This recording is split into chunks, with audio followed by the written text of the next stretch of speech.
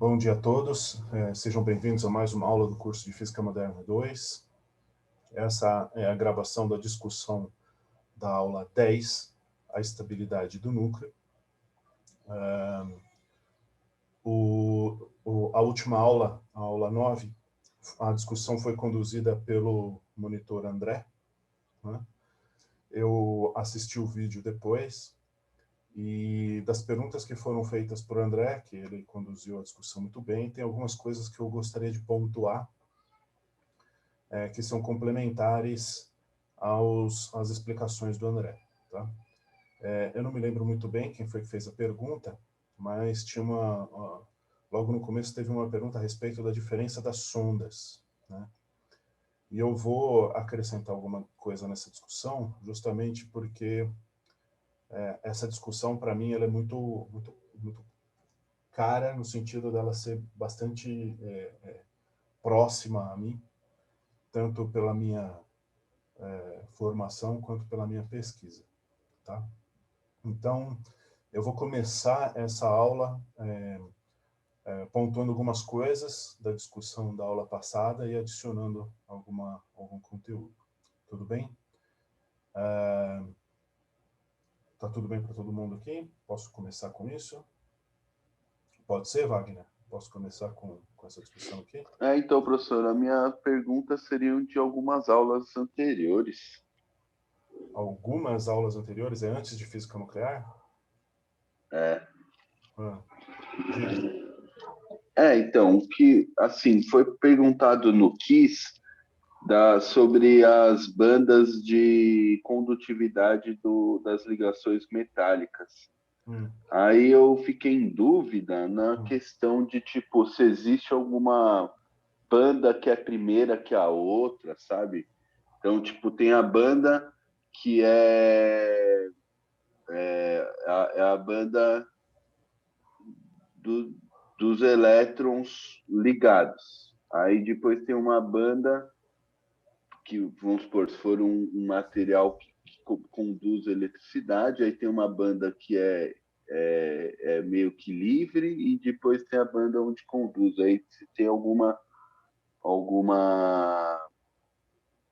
se uma banda é primeiro que a outra, porque acho que as perguntas no que estavam nesse sentido, se tem uma banda primeiro que a outra, eu fiquei em dúvida com isso. Tá, eu acho que não era relação a isso, de que qual banda é primeiro que a outra, mas quando você tem uma ligação metálica, você tem aqueles elétrons mais internos que não participam da ligação, eles ficam, são estados ligados ao átomo fixo, né? Então o elétron não esses elétrons não são compartilhados, que são aqueles mais internos, né?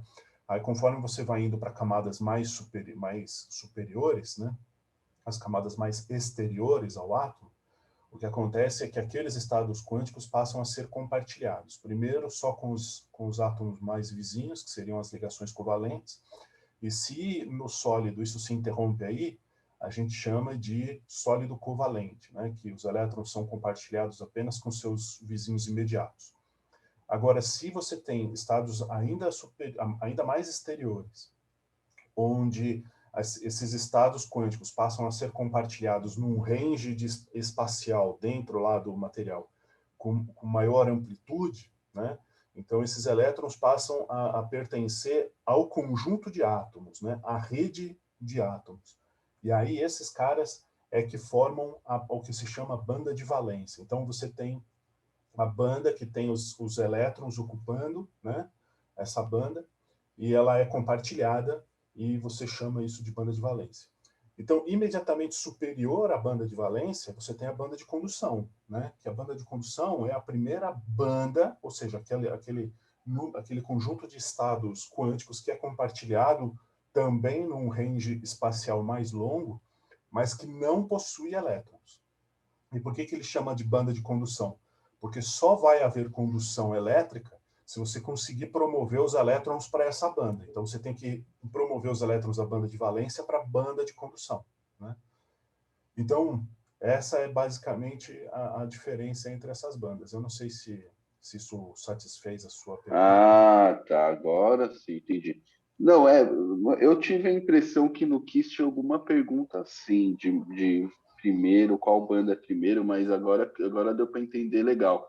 Quando os elétrons que estão mais livres, que são compartilhados com outros diversos átomos, aí formam as bandas. Mas É. eu tive essa impressão que assim, essa banda de condutividade, ela seria uma banda, mas não existe esse negócio de primeira banda, segunda banda ou terceira banda. Energeticamente, você pode dizer que a banda de valência tem energia inferior à banda de condução, né? Então, energeticamente falando, a banda de condução é superior, imediatamente superior à banda de valência. Mas todas as bandas que estão acima da banda de valência, você pode chamar de banda de condução,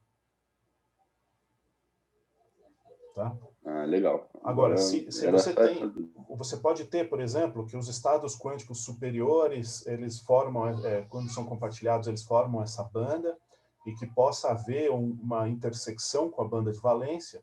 Então, a diferença entre a banda de valência e essa banda de condução, energeticamente, ela inexiste, né? Porque você tem essa intersecção, então elas se tocam. Então, qualquer energiazinha que você der para o elétron, ele é promovido para a banda de condução e ocorre a condução. Aí você tem os materiais condutores. Se você, entre a banda de valência e a banda de condução, você tem um gap de energia, você tem ali estados quânticos proibidos energeticamente, aí você vai ter os isolantes, né? Que os elétrons, eles só são promovidos para a banda de condução se você dá muita energia para eles, né? Que é justamente o caso dos isolantes. Agora, se esse gap for estreitinho, for da ordem de kT ou ali de alguns poucos eletronvolts, aí você tem os semicondutores, né?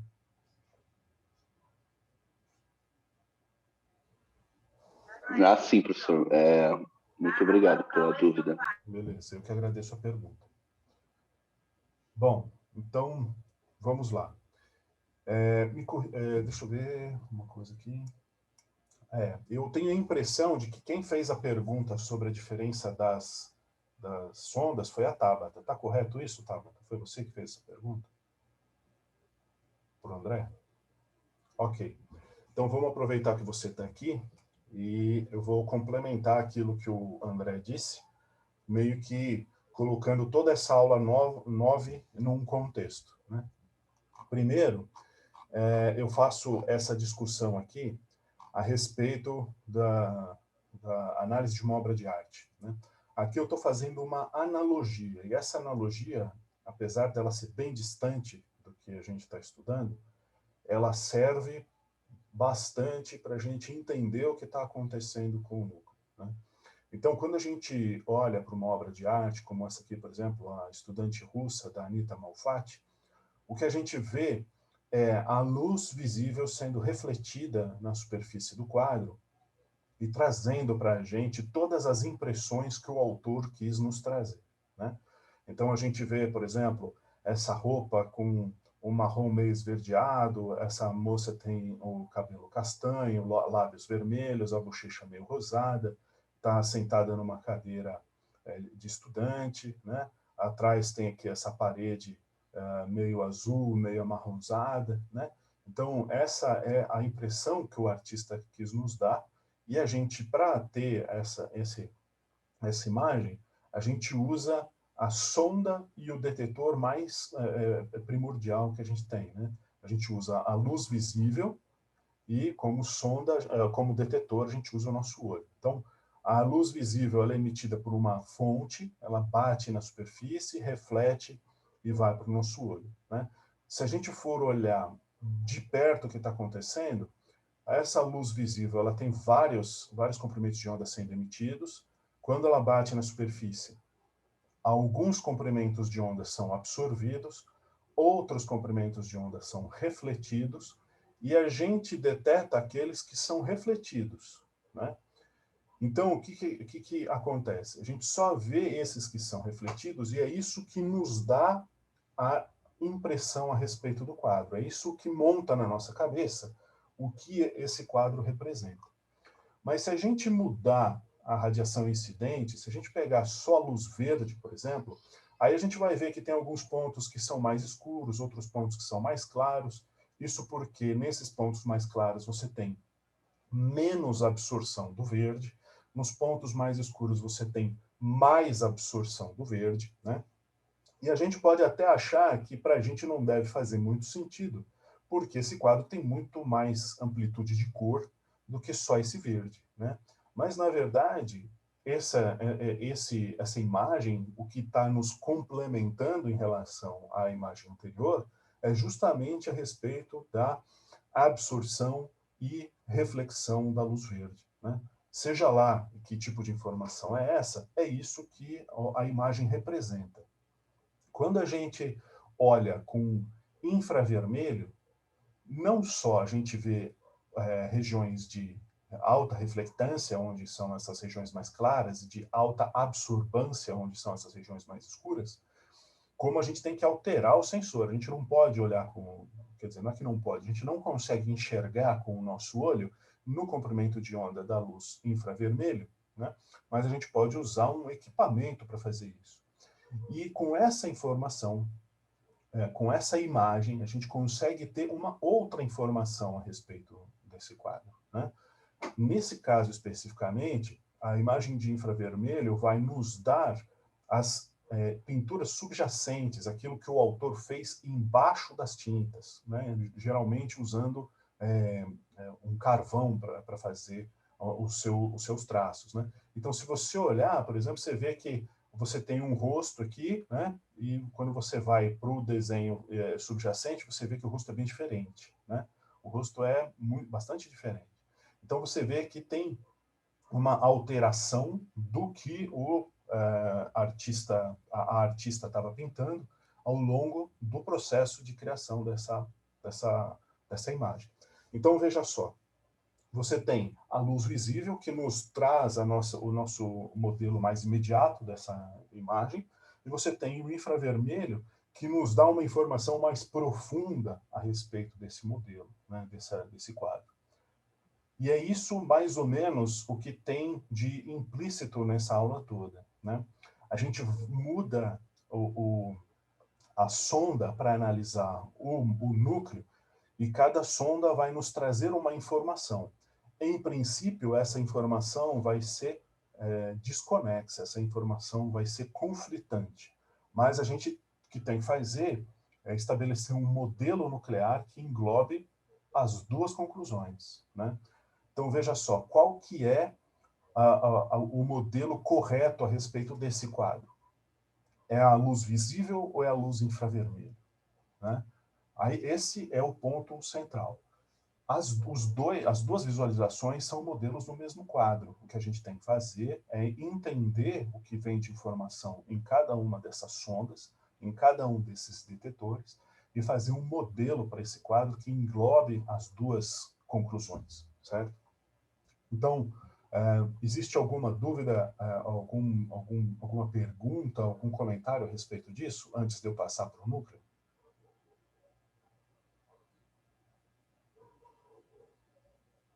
Ok, nessa parte não. Então, vamos lá.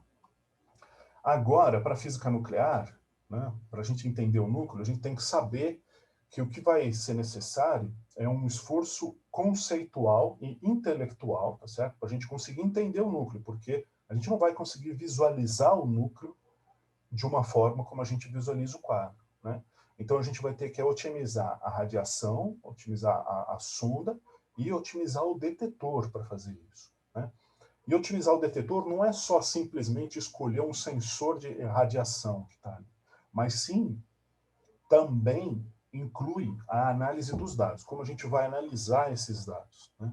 Então, aqui nessa parte, o que eu estava argumentando é que para analisar o núcleo não pode ser fóton, né? Tem que ser alguma coisa diferente de fóton, né? E a primeira sonda que foi usada para estudar o núcleo foi a sonda de partículas alfa, né? Aí é uma coisa bastante importante a gente identificar que a partícula alfa também é um núcleo, né? É um núcleo de um átomo de hélio. Então, quando a gente usa a partícula alfa como sonda para estudar o núcleo do átomo, o que a gente está fazendo é usando um núcleo para estudar um núcleo. Ou seja, o processo de interação, aquilo que no quadro era a absorbância, a reflexão, Aqui, nesse caso, vai se dar entre a interação de dois núcleos, seja lá como ela for, né? Em princípio, segundo o que Rutherford diz, esse processo é coulombiano, né? Então, aqui tem toda a explicação do espalhamento coulombiano baseado no potencial de Coulomb, né? E a gente basicamente consegue calcular a distribuição, a seção de choque, aqui, né? Essa aqui. A seção de choque, que vai dar a quantidade de partículas espalhadas num determinado ângulo θ, né, em função da energia da partícula. Então, aqui está em função da energia, está em função da energia aqui, e aqui em função do ângulo θ, né? Existe uma questão a respeito do parâmetro de impacto, mas eu vou guardar essa discussão para posterior, se for necessário. O que eu quero chamar a atenção é o seguinte: essa aqui é a expressão calculada por Rutherford, relacionando a energia da sonda e o ângulo de espalhamento. Então, quando a gente vai para o laboratório e mede a quantidade de partículas, não é a quantidade de partículas em si, mas é alguma coisa proporcional a isso, né? A quantidade de partículas espalhadas pelo núcleo do átomo do tântalo, por exemplo, em função da energia da partícula alfa, o que a gente vê é que existe uma boa concordância, uma boa aderência entre os dados experimentais e o cálculo de Rutherford, né? E o que a gente chega em conclusão aqui? Que nessa faixa de energia aqui, a seção de choque Rutherford, ela concorda muito bem com os dados experimentais, portanto, a interação entre o núcleo do átomo de tântalo e a partícula alfa, ela se dá pelo potencial de Coulomb, certo? Se não concordasse aqui, é porque o potencial de Coulomb não representa a interação entre os dois núcleos, né? No entanto, o que a gente percebe é que a partir aqui da energia, sei lá, de 23 a 22, 23 MeVs, para esse ângulo em específico, a partir dessa energia, a seção de choque de Rutherford não representa mais a quantidade de partículas espalhadas pelo núcleo do átomo de tântalo. A conclusão que a gente chega aqui, dada o que eu acabei de falar, é que nessa região, para energias maiores do que essa, o potencial de interação entre o núcleo da partícula alfa e o núcleo do átomo de tântalo já não é mais dado pelo potencial coulombiano, né? É dado por uma outra interação. E pelo fato da gente ver essa mudança abrupta, não é uma mudança lenta, é uma mudança abrupta, né? O que a gente pode concluir daí? O que se conclui imediatamente desse ponto é que a partícula alfa toca o núcleo do átomo de tântalo, certo?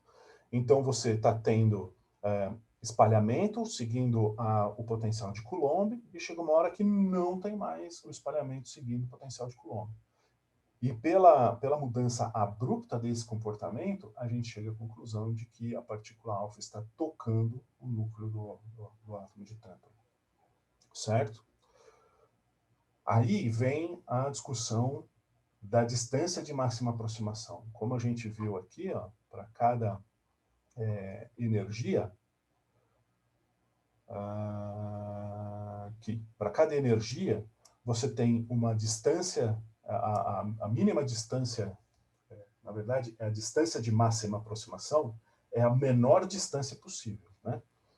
Então, essa aqui é a distância de máxima aproximação para uma colisão frontal, e essa aqui é a distância de máxima aproximação para um ângulo de espalhamento arbitrário, né? Então, pegando o ângulo de espalhamento dessa seção de choque aqui, né, sabendo em que energia que esse potencial de Coulomb não é mais verdadeiro, a gente consegue calcular qual é a distância de máxima aproximação. E se a partir daqui a gente está assumindo que a partícula alfa está tocando o núcleo do átomo de tântalo, a gente tem uma estimativa do tamanho do núcleo do átomo de tântalo, certo? Deu para entender isso aqui ou não? A discussão na aula passada passou por aqui, né? Passou por o que é isso, essa deflexão aí, né?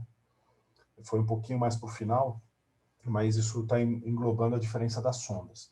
Então, a gente está vendo a interação entre esses dois núcleos e está vendo qual é a energia que essa partícula alfa consegue atingir o núcleo do átomo de tântalo, né? Alguma questão aqui?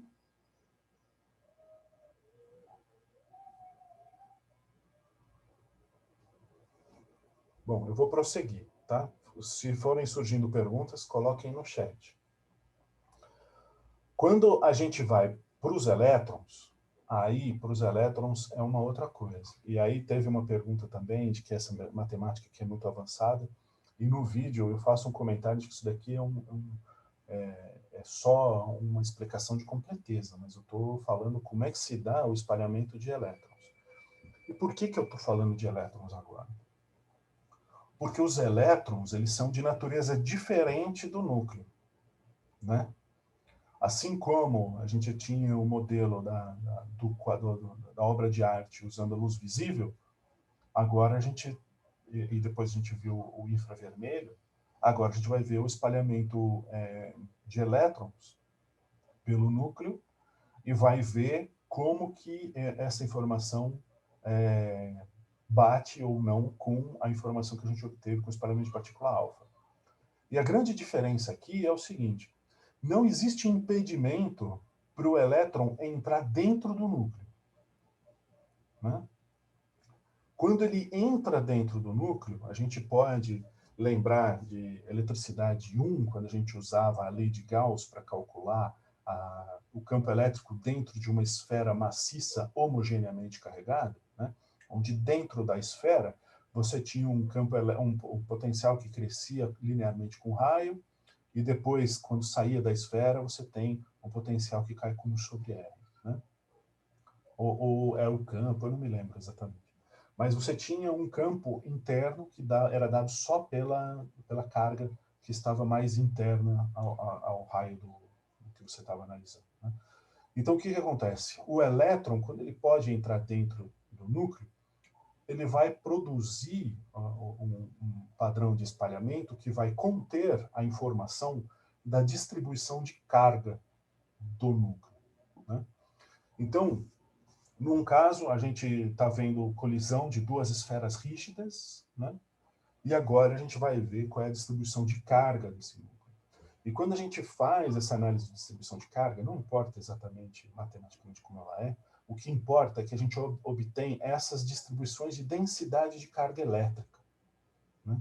Então veja aqui, por exemplo, que para o chumbo você tem aqui uma densidade de carga elétrica mais ou menos homogênea, e depois você tem essa queda suave, o que é totalmente inesperado, né? Veja só, a gente viu que tinha duas esferas batendo, colidindo, chega uma energia que elas se tocam, né? Suas fronteiras se batem, e aqui a gente está vendo que pela distribuição de carga, a carga elétrica do núcleo ela cai suavemente na sua superfície, né? E além disso, a gente vê que essa densidade de carga no centro, ela não é muito diferente de átomo para átomo. Dá mais para ver aqui, ó, dá para ver melhor aqui, né? Então, o que a gente pode concluir daqui? Bom, a primeira coisa que a gente observa é que a densidade de prótons dentro do núcleo é mais ou menos constante, porque o próton é quem tem carga, não tem carga no nêutron, né? Então, a densidade de carga ela é mais ou menos constante. Sendo constante, isso já é conflitante para a gente com relação ao que a gente esperaria da distribuição de carga do núcleo, porque como os prótons se repelem, a gente esperaria que a gente observasse uma densidade de carga de uma esfera maciça mais condutora, né? Quando a gente calcula uma esfera com densidade homogênea de carga, a gente tem que supor que ela é isolante, né? Agora, quando ela é condutora, todas as cargas se repelem e elas vão para a maior distância possível, que é se acumular todas na superfície, né? Então, quando a gente observa isso, a gente vê que os prótons estão homogeneamente distribuídos dentro do núcleo e, portanto, deve ter alguma coisa mais intensa do que a força coulombiana que mantém esses prótons distribuídos uniformemente dentro do núcleo.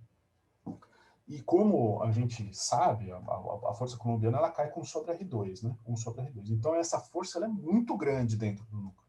Então, esse potencial que mantém o próton distribuído homogeneamente dentro do núcleo deve ser um potencial descomunal perto da força nuclear, perto da força coulombiana, né? Por isso que recebe o nome de força nuclear forte, né? Que é a força que mantém essa distribuição. Outra coisa que também não era de se esperar é essa densidade de carga cair lentamente aqui, ó. Isso também não era de se esperar. A gente esperaria que isso aqui fosse uma esfera rígida, né? Uma esfera com uma borda muito bem definida, né? Afinal, a gente viu o espalhamento de partículas alfa que mostrou uma variação abrupta, né? Você quer fazer alguma pergunta, Eduardo? Professor, Sim.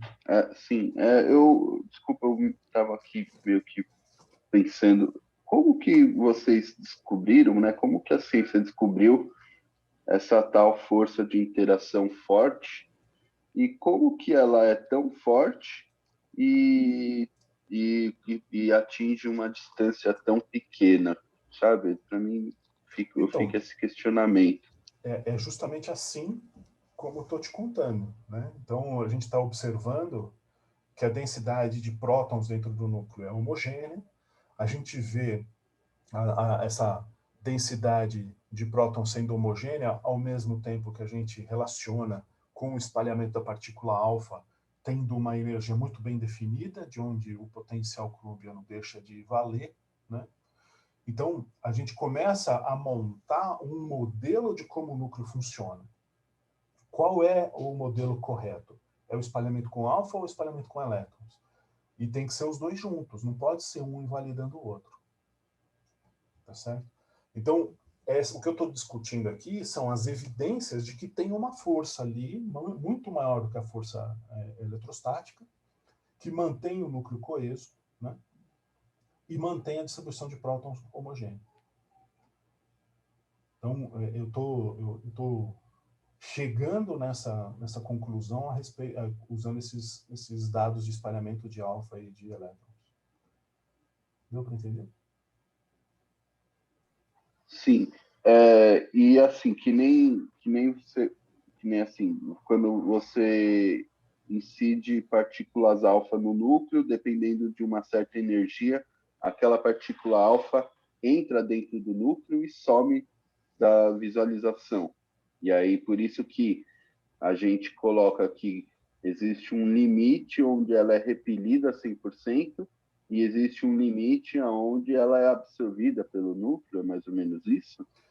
Na verdade, assim, eu vou refrasear o que você disse. Existe um limite onde ela é refletida com um potencial de Coulomb. Existe, a partir desse limite, acontece alguma coisa com essa partícula, que eu ainda não estou dizendo o que é. Ah, tá. Ela E a pode mesma coisa entrar com dentro do o núcleo. elétron já não repelido, o elétron, Não é. O elétron ele é atraído pelo núcleo. ele é atraído. E aí o elétron você consegue ver que o núcleo não é redondinho, né? Que o núcleo é como se fosse montanhas, assim, difuso. Não. Na verdade, a gente está vendo que ele é homogêneo. Ó, ele é homogêneo. Não, ele é homogêneo dentro dele, mas a borda, ela não é. Isso, a borda é difusa.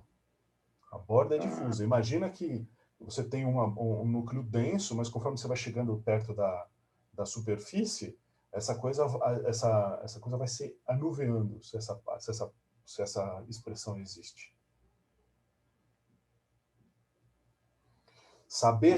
Dá para saber se o núcleo é mais redondinho, é mais elipsoide, é mais achatadinho, mas eu não vou entrar nesse ponto, nesse curso, não. Aí tem que fazer a introdução à física nuclear. legal.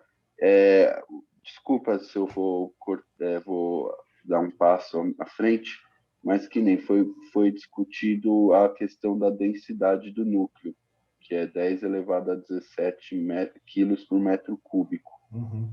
É,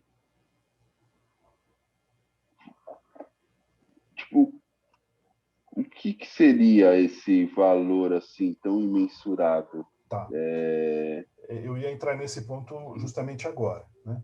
O fato de que a gente vê essa densidade de carga mais ou menos homogênea aqui dentro do núcleo faz com que a gente induza, como é que eu posso dizer isso melhor? Que a gente extrapole para dizer que a densidade de massa dentro do núcleo também é homogênea, né?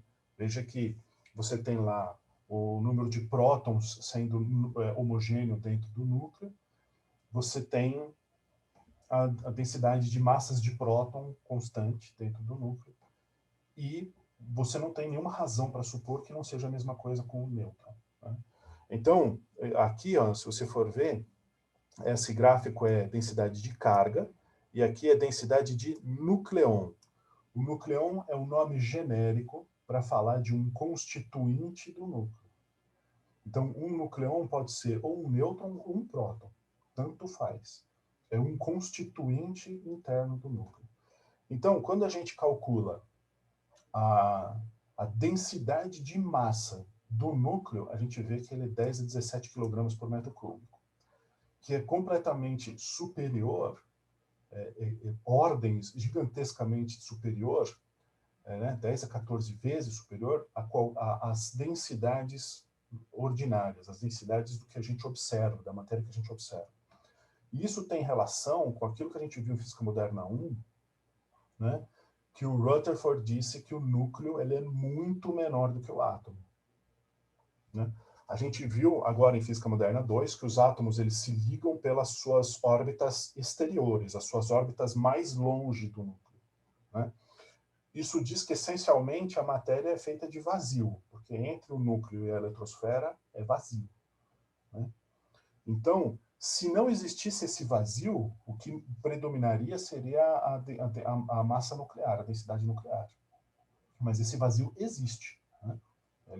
O átomo ele tem a distância interatômica dada pelos elétrons da sua eletrosfera mais exterior, né? Então, é isso que está se comparando aqui. A gente tem, pela primeira vez aqui, uma estimativa da massa dentro do núcleo, lá no interior do núcleo, né? A gente sabe que a massa do átomo ela vem majoritariamente do núcleo, né? A gente não tinha, até essas medidas de espalhamento alfa, uma noção de qual era o tamanho do núcleo. A gente sabia que ele era muito denso, muito pequeno, mas não sabia o tamanho. Agora que a gente tem partículas alfa, que tem energia suficiente para tocar a superfície, a gente vê quando é que o modelo de Rutherford falha, e assim a gente sabe o tamanho do raio nuclear, né? Então agora a gente tem como calcular essa densidade. Tá? Deu para entender? Sim, sim. Beleza. E aí a gente vem para esse slide aqui, que é o que sumariza a diferença entre as duas sondas no que diz respeito ao raio nuclear, né? Então, com o feixe de elétrons, a gente vê um raio nuclear, e tem uma outra coisa que deu uma certa discussão na aula com o monitor, né? O número atômico, esse não é o número atômico, não, o número de massa, o número A aqui, a gente pode fazer uma inferência a respeito desse número de massa como sendo a razão entre o volume nuclear dividido pelo volume de um nucleon, né? Então, se você pegar o volume total do núcleo e dividir pelo volume que um nucleon ocupa, seja ele um próton ou um nêutron, né? Aqui a gente vai admitir que esse R0 é uma média entre os dois. Então, a gente tem que essa razão dá o número de massa, né? O que nos remete imediatamente a essa expressão aqui, ó, o raio nuclear. Isso é importante. Raio nuclear é igual ao raio do nucleon vezes o número de nucleons elevado a 1/3, né? Então, quando a gente usa uma sonda do tipo partícula alfa para calcular esse R0, a gente chega que o raio do nucleon é de 1,2 femtômetros. 1,2 vezes 10 a menos 15 metros. Mas quando a gente vai usar uma sonda como o elétron, a gente encontra que o raio do nucleão é 1,7 femtômetros. Então, sumarizando, do ponto de vista de interação da partícula alfa com o núcleo, o raio do nucleão é 1,2 femtômetros e com elétrons é 1,7 femtômetros. Agora eu pergunto, qual a diferença? Por que tem essa diferença? Né? Do ponto de vista da interação do elétron com o núcleo, essa interação se dá puramente pelo potencial coulombiano. E pelo fato da gente observar uma diferença para mais, a gente é obrigado a concluir que existe um potencial adicional de interação entre a partícula alfa e a partícula e o núcleo atômico. Né? E esse potencial adicional é justamente o potencial nuclear forte. Tá? E aí, a gente estuda esse potencial nuclear forte em medidas de colisão de nêutron com próton e de próton com próton. Né? Quando a gente estuda esse tipo de espalhamento, você pode pensar que esse nêutron é gerado por um reator nuclear e que esse próton é um núcleo de hidrogênio. Certo? Você pode pensar que aqui, esse feixe aqui é um feixe de prótons gerado por um acelerador ou por uma fonte radioativa, e esse outro próton aqui é um núcleo de átomo de hidrogênio. Então você está falando aqui de estudar espalhamento no átomo de hidrogênio, que é o núcleo mais simples, né? Um próton. Então quando você vê o espalhamento, do ponto de vista da distribuição angular, da distribuição de energia, aí você conclui que esse potencial adicional ele tem que ser desse tipo aqui, ó. Esse potencial nêutron-próton é assim, e o potencial próton-próton é assado. Tá? Então, essa é a diferença das duas sondas. E é isso o que eu queria deixar claro para essa aula, que a diferença entre as duas sondas é justamente o potencial de interação. Né? O potencial de interação de uma partícula alfa com o núcleo, ele é potencial coulombiano até certa distância. Quando você aproxima mais, aparece outra coisa. E o potencial de interação entre o elétron e o núcleo atômico é sempre coulombiano. Entendeu? Então, quando você olha o espalhamento de elétrons, você tem a referência de espalhamento coulombiano. E quando você olha o espalhamento de partículas alfa, você tem o potencial coulombiano mais o potencial nuclear. Né? É claro, a gente tem que levar em consideração as massas que são diferentes, a massa do elétron é muito menor, mas não é que a gente pode ficar escolhendo qualquer sonda também. Né? A gente não pode escolher uma sonda que tenha a mesma massa do elétron e que tenha o potencial nuclear forte, e nem uma sonda que tenha o tamanho da partícula alfa e que só tenha o potencial eletrostático. Né? Então, a gente tem que trabalhar com as sondas que existem. Né?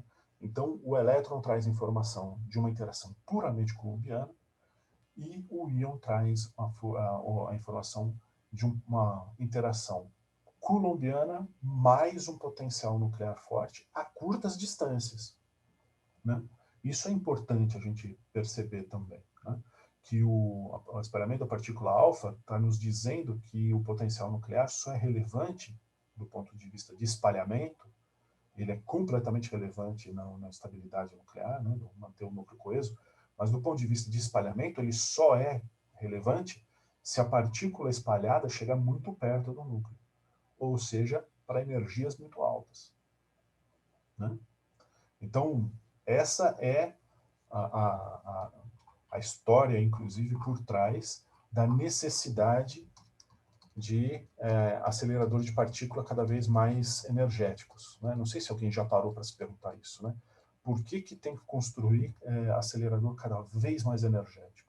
Por que tem que construir acelerador tipo LAMF, depois do tipo do Pelletron, depois do tipo do Tevatron, depois do tipo do LHC? Né? E por que agora se discute construir um com energia mais alta ainda que o LHC? Ou então, por que a gente constrói aceleradores de íons, como o LAMF e o Pelletron, e de elétrons, como o LAO, ou de elétrons ainda, como o LMLS? Né? É justamente porque cada um traz uma informação diferente. Essa aqui é uma foto que eu gosto bastante, que é o primeiro acelerador que foi utilizado para fazer uma reação nuclear artificial, né? Antes disso, era só a reação nuclear produzida por fonte natural. O acelerador foi construído por dois cientistas, o Crocroft e o Walton. Esse aqui, ó, dentro dessa cabininha aqui, eu não sei se vocês repararam, mas tem uma pessoa aqui, ó, tem uma pessoa aqui, que era o Walton. Esse cara aqui é o Walton, que é o aluno do Crocroft, e esse aqui é o aluno dos sonhos, porque além dele fazer a tese dele, ainda serve de detetor de partículas, porque olha só, ele está aqui dentro dessa cabininha, aqui tem uma cortininha que fecha, e aí ele fica com o olho dele, sacrificando o olho dele pela ciência aqui, contando quantas partículas são espalhadas e batem numa tela fluorescente, né? Então, esse aqui é o aluno ideal. Alguma pergunta até aqui? Eu tô divagando, tá resolvendo, não tá? Como é que é? Professor, muito bom. Tá valendo muito a pena. O que eu fico em dúvida, assim, professor, é que assim, ó, aí entraria na aula de hoje. Não sei se eu posso fazer a pergunta. Que assim, a gente comenta sobre os nucleons. Aí os nucleons, pelo que eu entendi assim, né, é que eles vêm em pares, prótons e nêutrons. Mas aí quando entra num isótopo, e aí você adiciona um nêutron naquele núcleo, esse nêutron aí vai ficar vagando assim no meio do núcleo, ou ele vai fazer um nucleon, nêutron, próton, nêutron? Ou se isso nem é Então, discutido, assim, tipo, nem entra em discussão. nucleon, ele pode ser um próton ou um nêutron. Tá? Um nucleon é um nome genérico para um dos Ah, e constituintes. não vem em pares? Não, eles aparecem, por exemplo, o átomo de deutério, né, o isótopo do hidrogênio, o átomo de deutério, dentro dele tem um próton e um nêutron. Mas quando você vai para o trítio, é um próton e 3 nêutrons. Então, o hidrogênio tem só um próton, ele tem um nucleon dentro do núcleo dele.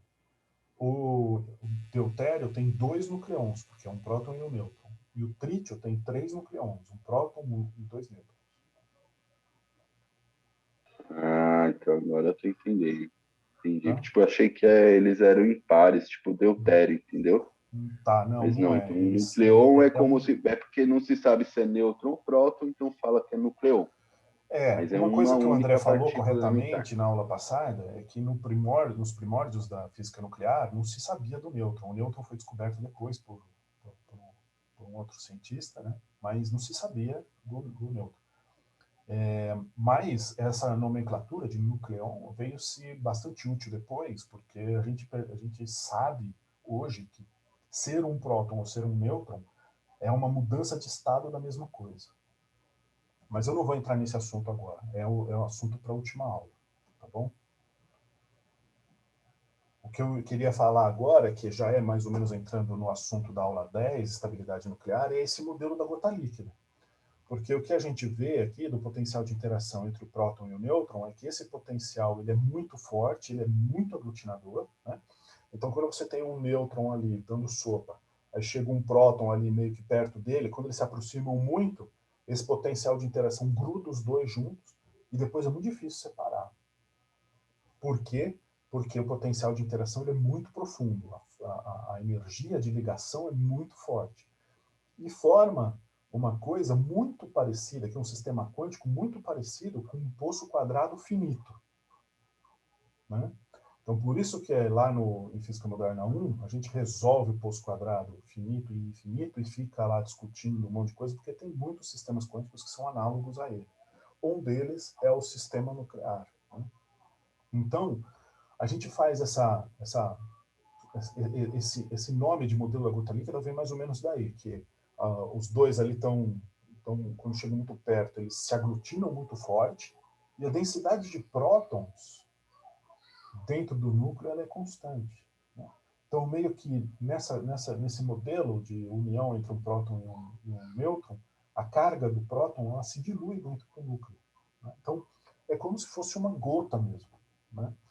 E aí, você tem essa expressão do modelo da gota líquida, que é uma expressão semi-empírica, tem vários parâmetros aqui que são ajustados experimentalmente, né?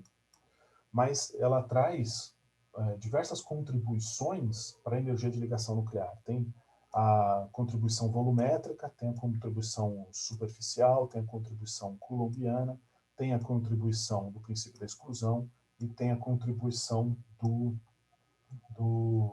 da paridade de spin, né? Então, a aula 9 de núcleo atômico termina aqui, né? Falando que existe esse modelo da gota líquida. E aí que começa o modelo da estabilidade nuclear, né? Aqui, basicamente, a gente começa discutindo essa questão de o que é que representa o modelo da gota líquida, que em última instância é um modelo para massa nuclear, né? Ele é o modelo da energia de ligação, mas a energia de ligação se manifesta na energia do núcleo, né? E tem esse gráfico que é extremamente importante para a gente entender mais profundamente esse potencial de interação nuclear, né? Então, por exemplo, quando você está juntando nucleons aqui para formar núcleos de número de massa pequeno, né? Você está aumentando aqui, ó. Cada ponto que você vai para frente, você está adicionando um nucleon dentro do núcleo que você está olhando, né? A energia de ligação só sobe. E ela sobe muito rapidamente, olha só. Eles são altamente ligados. Mas essa energia de ligação começa a não subir tão rapidamente até que chega num máximo e depois cai. Qual é a principal conclusão aqui? Justamente que esse potencial é de interação muito curta. A ligação desse potencial é só do nucleon com os seus nucleons vizinhos, somente. Quando esse núcleo começa a ficar muito cheio de nucleons, nem todos os nucleons estão ligados entre si. Eles estão mais participando ali como se fosse uma corrente, né? Onde os elos são presos um ao outro, mas o último elo não é ligado ao primeiro, né? Claro que isso aqui é num contexto tridimensional, né? Isso ficou claro para todo mundo? Todo mundo entendeu isso aqui ou não? Até aqui tá ajudando a sua pergunta? Diga, Wagner. Então, professor, nessa questão da fissão, né? Então, tipo, a fissão é porque o núcleo tem muitos nucleons, onde esses nucleons não estão ligados entre si, mas aí, para ocorrer a fissão, precisa ser inserido energia, né? Precisa ter uma energia externa para que ocorra aí a divisão do núcleo, formando outros átomos, né? Então, Ou ocorre sozinho, assim, não? a fissão depende de que núcleo que você está falando. Ele pode ser um núcleo instável, aí isso vai acontecer sozinho. Mas ele também pode ser um núcleo estável, aí ele vai precisar de muita energia. E esse é o ponto da estabilidade nuclear, né? Quando você olha aqui, ó, vamos começar por aqui. Quando você olha aqui, essa aqui são todos os núcleos que a gente conhece, né? Aqui no eixo X está mostrando o número de nêutrons e no eixo Y está mostrando o número de prótons. Então, tem aqui todos os núcleos que a gente conhece. E para determinadas configurações, que são esses quadradinhos pretinhos aqui, são núcleos estáveis. Eles não se quebram. Eles só se quebram se você der muita energia para eles. Agora, conforme você vai se afastando dessa linha de estabilidade, que é essa linha formada por esses quadradinhos pretos, você vai se afastando, a estabilidade nuclear ela acaba falhando, né? São núcleos instáveis. E veja que, pela cor aqui, você pode ver que esse amarelinho, esses núcleos amarelinhos aqui, eles só vivem por 10 a menos 4 segundos. Né? Enquanto que os quadradinhos pretinhos aqui, eles vivem por mais do que 10 a 15 segundos, né? Sem um limite superior aqui, né? Então, o que acontece? essa distribuição nessa tabela aqui, né, nessa carta de nuclídeos, está dando para a gente informação sobre o modelo da gota líquida, né, de o que é estável e o que é instável, né? E aí que vem essa discussão aqui, ó, desse slide, a respeito do número de nêutrons e número de prótons, tá vendo? Você não pode ter um núcleo só formado por nêutrons, né? Porque isso aqui, do ponto de vista do modelo da gota líquida, é altamente instável. A energia de ligação disso daqui é muito pequena, né? Então, um sistema desse tipo aqui não ficaria ligado. Você precisa ter prótons aqui, né? É claro que o modelo da gota líquida, por ele ser semi-empírico, ele é mais empírico do que teórico, né? Semi-empírico seria um modelo híbrido entre teoria e experimento. Mas o modelo da gota líquida, ele é muito mais experimental, né? Então, ele é baseado muito em observação. Então, a gente vê que esse termo que é o termo do princípio da exclusão, impede que você tenha um número muito diferente entre nêutrons e prótons, né? Então, você tem que ter um número mais ou menos igual.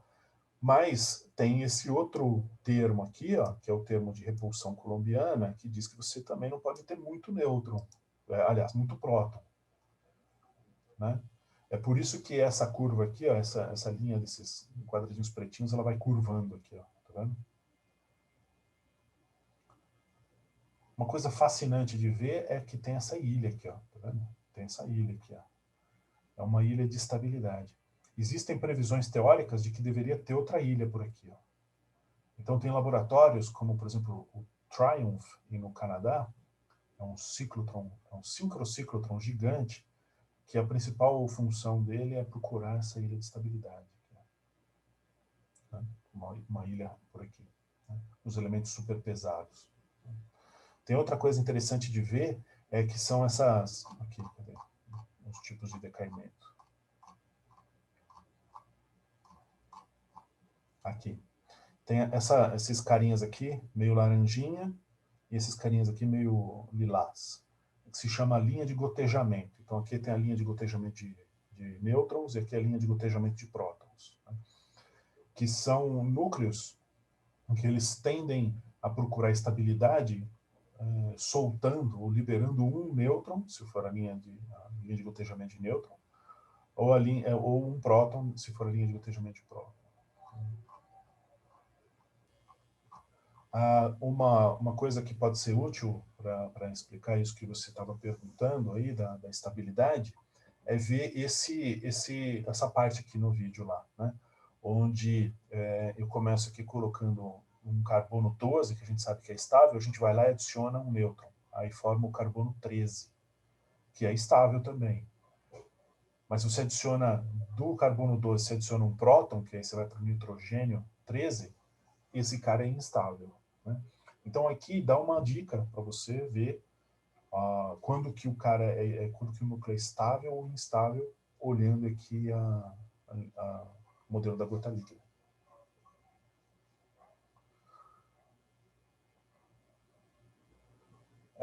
Bom, professor, posso fazer uma pergunta? Claro que sim. Então, eu fiquei em dúvida, né? Porque acho que até teve no quiz essa pergunta, eu não consegui, eu não entendi muito bem. Os núcleos mais pesados, né? Eles tendem a se partir pelo processo de fissão, né? E isso acontece porque a energia de ligação média pelo núcleo aumenta. Mas eu não entendi muito bem essa questão. Será que o senhor poderia dar uma explicada? Claro que sim. Vamos pegar, por exemplo... Cadê aqui? Vamos pegar aqui, por exemplo, um núcleo que esteja, sei lá, aqui é 210, aqui 220, aqui deve ser 225 aqui no meio. Vamos pegar um cara que está por aqui assim, ó, 220, né? Até peguei uma região que não tem ninguém aqui, mas vamos fingir que tem alguém aqui, ó, 220, certo? Tem um núcleo aqui 220. Vamos supor que esse cara seja instável, né? E vai acontecer alguma coisa com ele que ele vai se partir ao meio, né? Então ele está aqui, eu peguei o 220, porque aí eu pego o 220, divido por 2, dá 110. Aí o 110 está, tipo, aqui assim. Aí ele vem para cá. Então, professor, mas justamente, por que ele vai se partir ao meio, né? Porque se a gente pensando no modelo da gota líquida, né? O senhor falou agora, eles vão se aglutinar, né? De forma que a ligação é muito forte entre eles. O que levaria a essa fissão, no caso, né? Esse rompimento? Aí, você tem razão. Esse é o assunto da aula, da próxima aula, que é reações nucleares, é verdade. Eu deveria ter começado pelas reações espontâneas, que é o assunto dessa aula de estabilidade, né? Vamos começar pelas reações, pelos decaimentos naturais, né? Então, você tem aqui o cara que está no 220, ele perde uma partícula alfa, pelo decaimento alfa, né, que a gente viu na aula. Então, ele de 220, né, número de nucleons, ele de 220, ele vai para 216. Aí ele está subindo um pouquinho aqui, ó, tá vendo? Subiu um pouquinho a energia de ligação dele. Então ele fica mais preso. O que sobra é muito mais aglutinado do que o que tinha antes, né? Basicamente é isso o que eu tinha dito a respeito da fissão. Não sei se isso satisfez a sua pergunta ou se era mais do que isso. Não, acho que deu para pegar, assim. Obrigado, professor. Porque você vai adicionando o nucleon aqui, a energia média de ligação vai ficando cada vez menor, porque eles só atuam, eles só ficam altamente ligados aos seus vizinhos, né? Uma coisa bastante ilustrativa disso aí é a energia de ligação da partícula alfa, aqui, ó, que é atipicamente maior do que os seus vizinhos, né?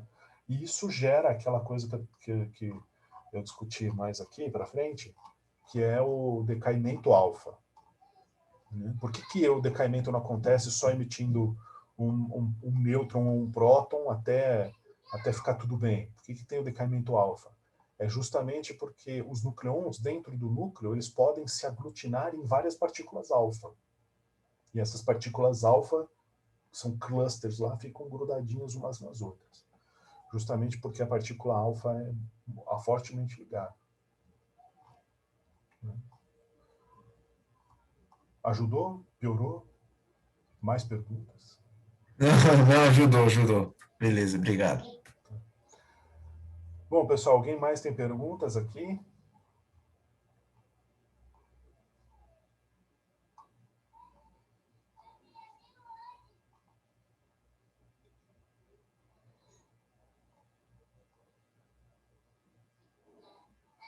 A baixa audiência da aula de hoje é desinteresse no curso ou é alguma atividade que requer muita atenção? Ô professor, então, assim, eu acho que a baixa audiência é porque esse curso não tem ministrado à noite, né? Então, muitos alunos, eles são do noturno, aí estão fazendo de manhã, e aí acabam trabalhando de manhã, e aí assistem às aulas no E período também por que... ser final do semestre, né? Algum lado aí às vezes aperta mais, o pessoal acaba. Certo.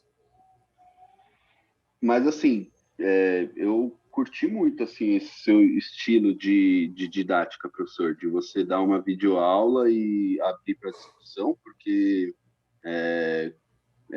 a gente tem muito mais participação do que aulas onde você ministraria segunda e quinta, e a participação seria bem menor dos alunos. Então, eu dou o mérito aí a você, que pelo menos você foi o único que ministrou um curso desse jeito, assim. Então, parabéns. Nessa questão do decaimento, professor, eu parei bem no começo do decaimento, porque eu não tive tempo de estudar. Então, eu ia fazer uma pergunta sobre a primeira parte desse curso. Pode ser? Sim. Então, voltando à questão de fusão e fissão. Quando chega no ferro, né, isso a gente vê no Sol, né, nas grandes estrelas, que ela funde até chegar no ferro. E aí, depois que funde até chegar no ferro, o núcleo não consegue. O núcleo, sei lá, pega uma estrela muito maior do que a do Sol, ela vai conseguir fundir até o ferro e depois no núcleo não funde mais e começa a fundir ferro nas suas camadas externas até chegar a ter ferro em toda a estrela. E aí essa estrela acaba ocorrendo, isso eu não sei também se seria uma discussão de próximas aulas. E aí essa estrela, ela tem três opções, ou ela vira uma supernova do tipo 1, supernova do tipo 2, ou vira um buraco negro. Entra nessa questão de que os núcleos, eles, como eles estão, como tem muito nucleon ali no núcleo, não consegue formar um novo elemento na própria estrela? Então, na verdade, a questão é que, veja que, para que você tenha, vamos aqui nesse gráfico aqui. Para você ter, por exemplo, você tem aqui um deutério, né, o hidrogênio 2, ele dentro do seu núcleo ele tem um próton e um nêutron. Para ele formar uma partícula alfa, que está aqui em cima, ó, o nêutron está aqui embaixo, ó. Para ele formar a partícula alfa que está aqui em cima, olha a diferença de energia de ligação que tem. Tá vendo? O que ele precisa fazer é se fundir com outro nêutron. Então, um nêutron tem que se fundir com outro nêutron.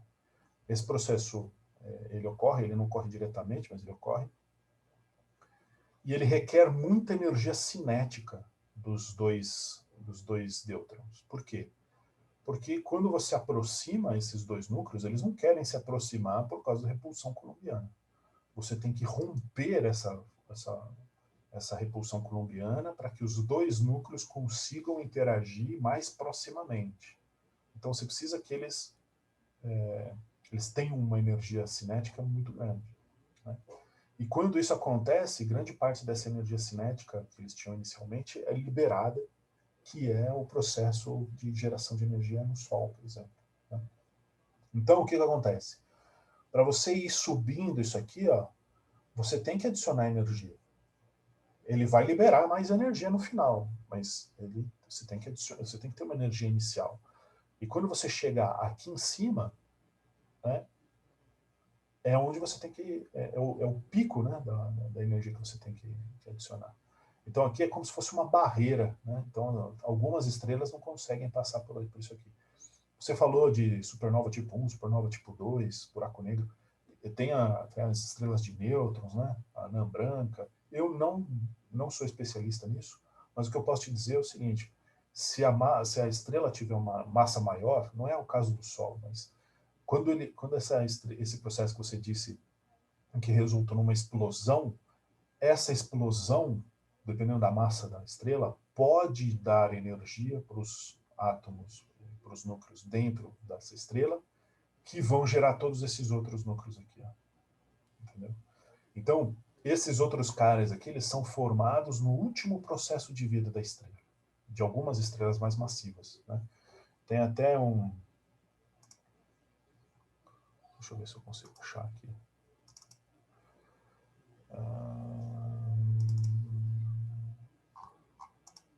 Aqui. Isso aqui é a evolução da tabela periódica. Esse é um curso de análise de materiais com feixes iônicos que está disponível no meu canal do YouTube, se alguém quiser ver depois. Né?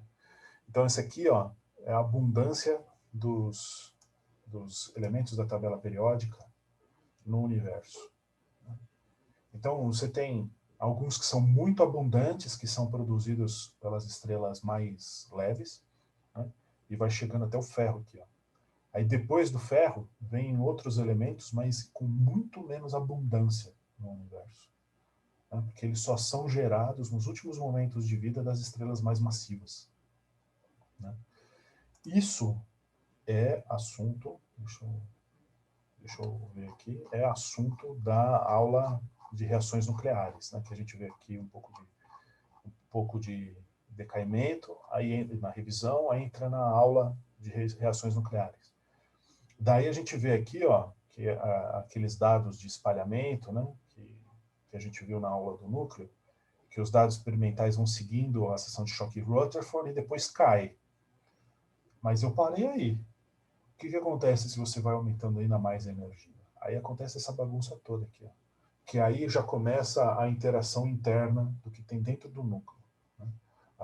Eles começam a participar, não é mais uma reação entre duas esferinhas que têm um potencial de interação, mas é uma interação entre duas esferas que têm potencial de interação, mais uma organização interna. Né? E aí eu vou entrar nesse assunto, falar um pouco desses potenciais de interação, falar sobre as reações nucleares, e espero que em algum ponto aqui entre... ok. O processo de fissão em reatores, aí a gente vai ver essa questão que o Matheus perguntou, de por que esses átomos muito pesados eles se partem, e como eles se partem, porque eles também não se partem de um só jeito.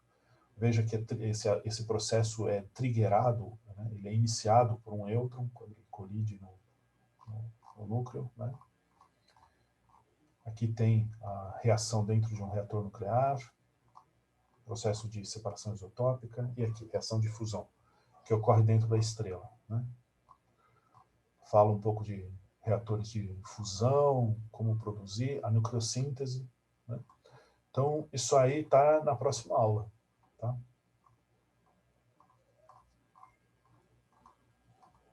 Legal.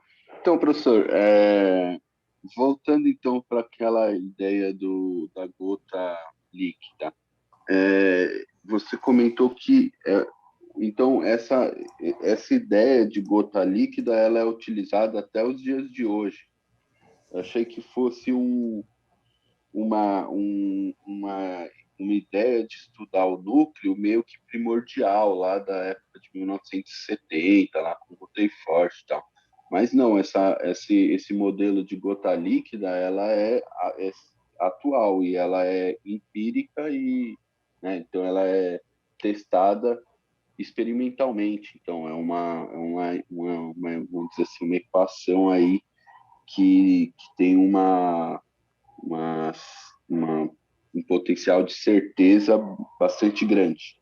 Sim, sim. Quer dizer, assim, você tem, o modelo da gota líquida é uma coisa, é um potencial empírico que dá a energia de ligação, mas ele é um modelo que ainda é vigente, mas ele é um modelo pobre no sentido de que ele só diz para você qual é a energia de ligação do núcleo e, consequentemente, ele te dá uma explicação para a massa, né, para a diferença da massa do átomo com a soma da massa dos constituintes.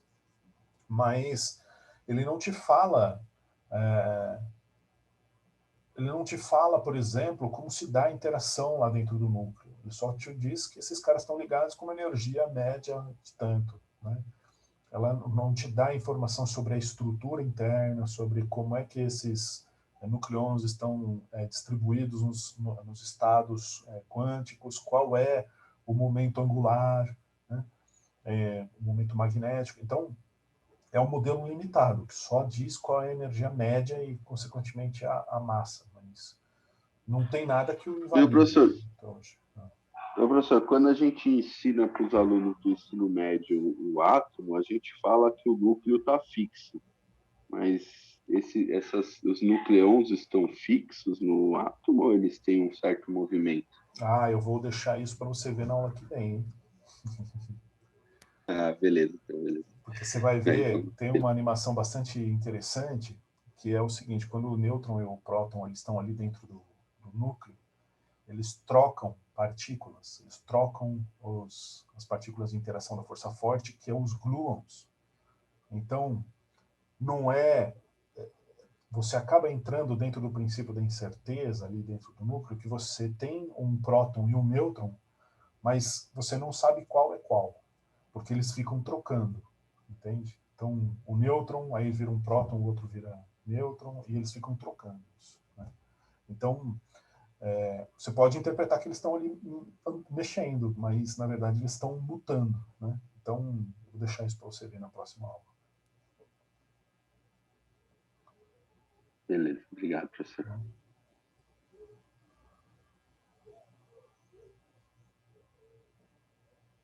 Eu não entendi o comentário, Tabata. Você falou, acho que é o tempo hábil para assistir a aula 10. Para a próxima aula, você disse? Quando o senhor comentou sobre a baixa audiência do pessoal, e daí eu acho que é esse tempo de você ter postado a aula até eles assistirem. Acho que pode ser uma das explicações. Ah, tá bom. Bom, pessoal, mais alguma pergunta?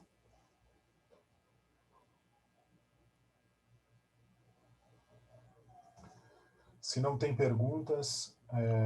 Professor, Diga, Quiz Celso. 9 não teve, né? Quiz 9. Não teve, não vai ter Quiz 9. Não, tá certo. Tá bom, obrigado. Não. Bom, não tendo perguntas, eu vou interromper a gravação.